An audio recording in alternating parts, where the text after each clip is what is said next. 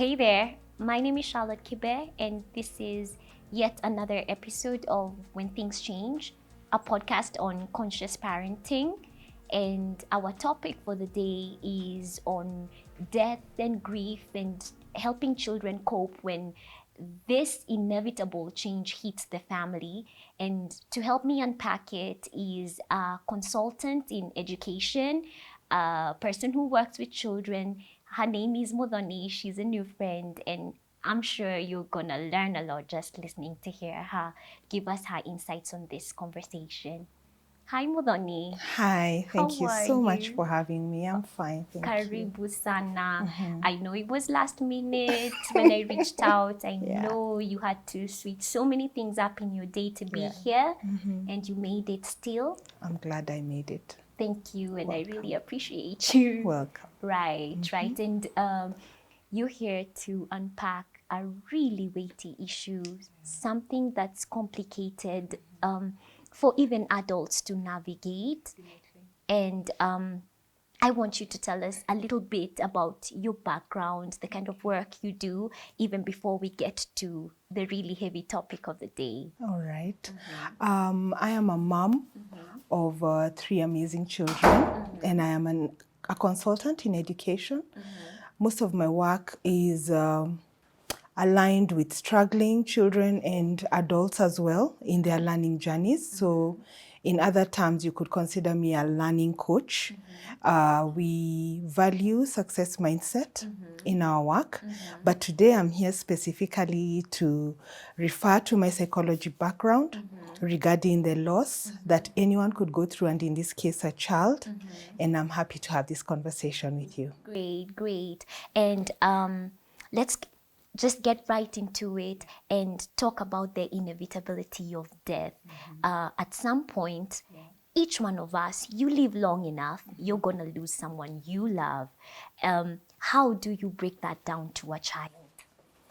Well, when this happens, the first thing you should realize is that despite them being a child, they can tell that things are changing, that something has happened, because suddenly maybe mom is not at home the usual time she is because she's running an errand regarding this.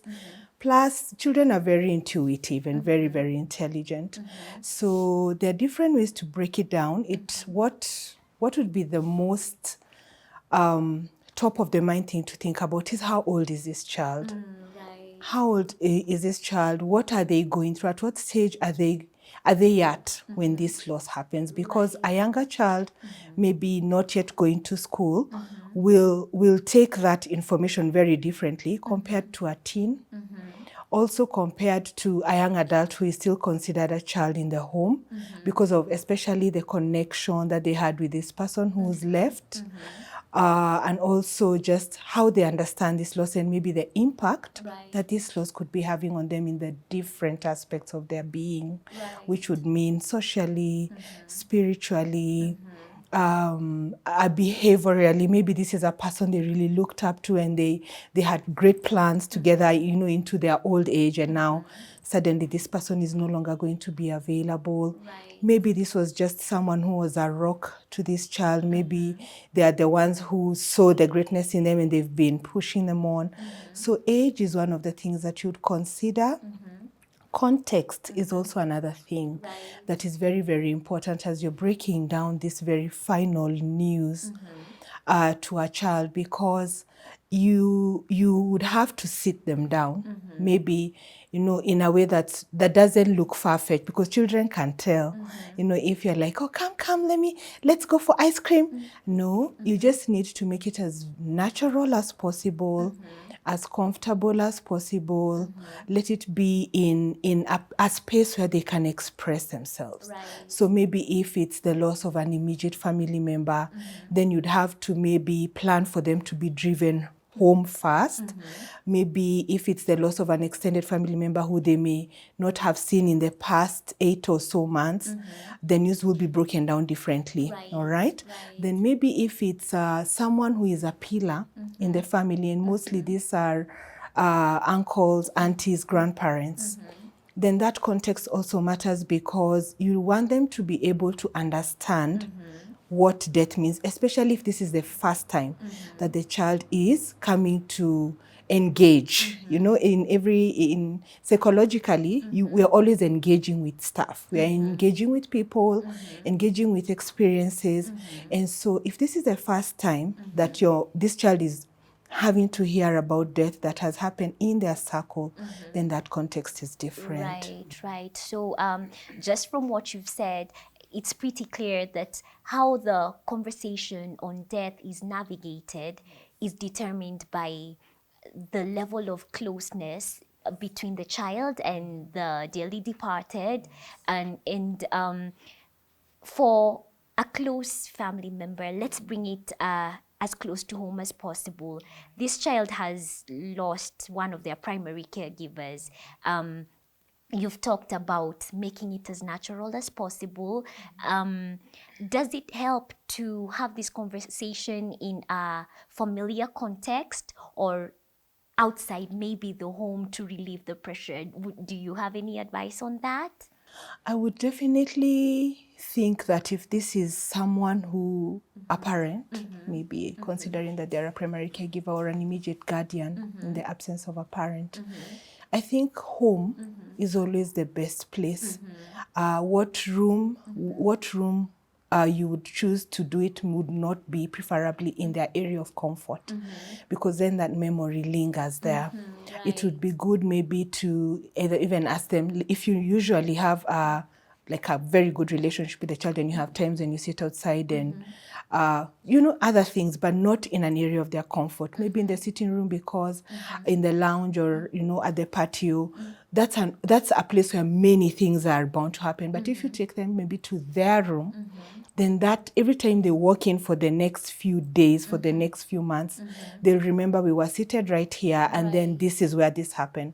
So I would advise that you take a common room where that event will be overlapped eventually and just be out, melted out by other events that happen.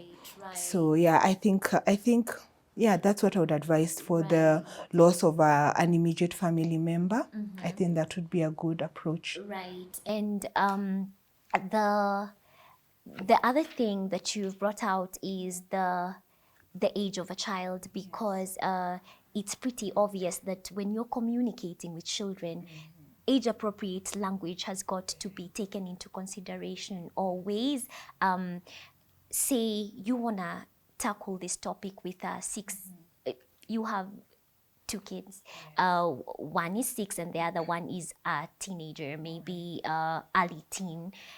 What's the difference in how you're going to break the news to them? And is it advisable to do it together, or do you handle each child separately? What would you advise on that? Well, just depending on the dynamics, of a family setup, of a home setup. Those children already relate with you differently. Right. Teens are in the room, and they're doing what they like, if it's art or a hobby. But the younger one is always around, you're talking, they're in your space because they're available. So I would advise that you don't want to make it so rigid as it might seem like a meeting and now we're here to break some very terrible news. But it would be ideal to break it down separately and individually and then follow it up on the same day in a mode of maybe remembrance, prayer, committing this sudden event to the Lord if you're a family that is Christian or religious, and also just to be able to let them know that there is hope after that. Thinking in the lines of the loss of an immediate loved one. The way you covered it in this book, about Sheke, losing her grandma and the conversation that happened with her and her mom, who referred to her own loss. That really helps. It would really help a small child. But a teenager would not necessarily need that, because they've lived a bit longer and maybe they've heard about someone missing school because they lost someone. So the conversation with the teenager would be a bit more like first even finding out, finding out their thoughts. What are their emotions, You have to really bring them close to you as you break the news. Then after that, you give them a role to play as a teenager. Even the younger one will get a role maybe to participate, in the singing. Would you like to sing a special song to the dearly departed? So I think the dynamics of that conversation would definitely vary. Okay. Yeah, because of the mind space, I'd like to put it that way. Right. And for anybody who is watching, who might be watching this particular episode for the first time ever, all of our conversations are based off of a children's book that I've written. It's titled When Things Change, same title as the podcast. And in it, there's a short story on death and grief and helping children maneuver. And the book is targeted towards kids who are around 9 years old, thereabouts, slightly younger, slightly older. And that's what we're holding. That's what Mudhoni is referring to. And the thing is with death and just something you've brought up, which I've also touched on in the book, involving children in the burial the proceedings, even on the material day, Especially on that day. right? And why is it important to do that? Because we've evolved, especially as an African community. We've evolved where a long time ago, maybe 50 years ago, death was not to be spoken about. So these children should not know that this has happened, because there are other stories and movies that imply that if someone is dead in your home and you play with us or you touch us, then we also catch death. So those were the old thinking patterns. But now it would be very important for the children to participate. Why? Because they are coming closer to the closure. All right? They are now realizing if, for example, it was, let's avoid that feeling of losing an immediate parent. Let's go to the grandparents who might seem like it's a bit closer to happening, all right? Because they are a bit older and they might have been through a bit more in life. So let's look at it from that angle for the purpose of the coverage in this book. When Sheke loses her grandma, and if that was Sheke today, right here with us, then would involve Sheke, even in the morning, in the, what do we call them, the proceedings of the funeral arrangements. Let them hear, should take photos of the flowers as you go to purchase, obviously not the coffin, but just keep that child in touch. If this is a teenager, let them go with you, what flowers, what color. No, I know, my shows, my grandma's color was yellow. I think yellow would just be perfect for her. What would you like? So you'd allow them to participate. When we're having this evening meetings, let the children sit in a bit and leave at their pleasure, but let them know they're invited. Come and we are going to be singing, and after that there'll be a word. Let them come sing. If they need to leave the room, let them leave. If they need to just hang around the spouse or the person of the dearly departed, maybe even to just sit with them or take care of them, then that's very important. Come the material day, it's very good to allocate them somebody. I think sometimes in those particular occurrences, everyone thinks about it's now your day with that person. But that child also needs a hand on that day. You might find that they could behave very differently on that particular day because they're seeing this actually going down. I remember I was trying to explain to you when we were having this conversation that my first burial was pretty traumatic because I wondered why did we have to put my uncle so far in there? And I didn't have someone to hold my hand, to tell me it's going to be okay. You see, I could see my mom. She was broken down. My dad was there with her, and then my siblings. So it's very important on that particular day to allocate them, no matter what age. Allocate them a hand. This person will be with you, and I'm still here. But because you don't know what it'll be like for you at that final moment. You need to know that your kids are okay. You know, that spouse will need someone to support them that day with as little as a handkerchief, water, you know, do they have a small baby, you know, is there something else are they ill, you know, did they take their medicine today, you know? So that's the kind of assistance that I believe should be allocated to the different people going through that loss, in this case a child, just to have that person that they can know, if I need anything, if I want to cry, this person will hold me. Yeah. Right. Yeah. And there's something you touched on, which is very in keeping with the kind of history we have. There's been a lot of myth shrouding this topic of death. You know, it's been taboo for really long. There was a time we didn't want to exploit, or we just shrouded it with so many things, and times have changed. And even when I was researching for my book, one thing that really jumped out at me, parents of our generation are more open to conversation with children.